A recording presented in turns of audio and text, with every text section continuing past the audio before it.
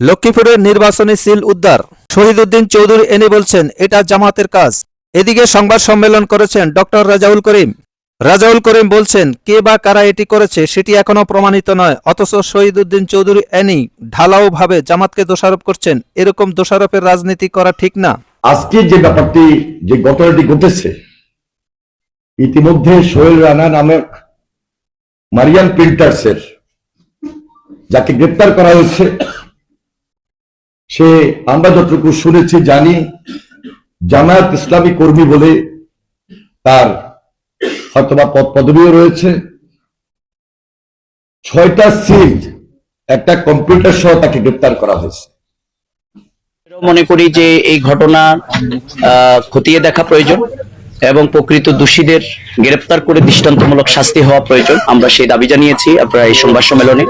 কিন্তু যে কোনো ঘটনা সংঘটিত হওয়ার সাথে সাথেই বাংলাদেশ জামাত ইসলামীর বিরুদ্ধে এই জাতীয় অভিযোগ অতীতের মতোই আমরা মনে করি আরেকটি দলের পক্ষ থেকে আজও একটি মুদ্রাদোষে পরিণত হয়ে আছে।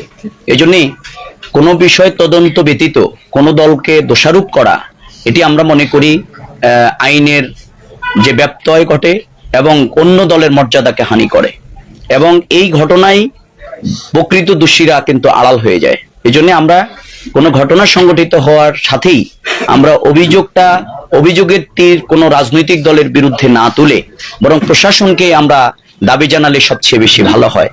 কিন্তু জনাব শহীদউদ্দিন চৌধুরী এনি ভাই, তিনি আমরা আজকে দেখলাম যে তিনি আমাদের দলের নাম উল্লেখ করেছেন এবং আরো কিছু জিনিস তিনি সাথে যুক্ত করেছেন যেগুলো আমরা বিস্মিত হয়েছি।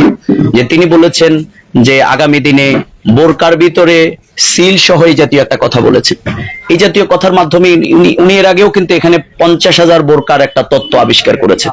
আমরা সেখানে বলেছিলাম যে এই বোরকা কোথায় বানানো হচ্ছে এটি প্রমাণ দিতে হবে, এবং সাথে সাথে আসলে নারী কর্মীদের যে গণজোয়ার দাঁড়িপাল্লার প্রতি সেটিকে রুখবার জন্য এই ষড়যন্ত্র তত্ত্ব আবিষ্কার করা হয়েছে। আজকেও তিনি কিন্তু মায়ের জাতিকে হেনস্থা করেছেন, অপমানিত করেছেন, যে মায়ের আমাদের এই নারীরা বোরকার নিচে নাকি সিল নিয়ে যাবে, এই জাতীয় একটা কথা তিনি বলেছেন।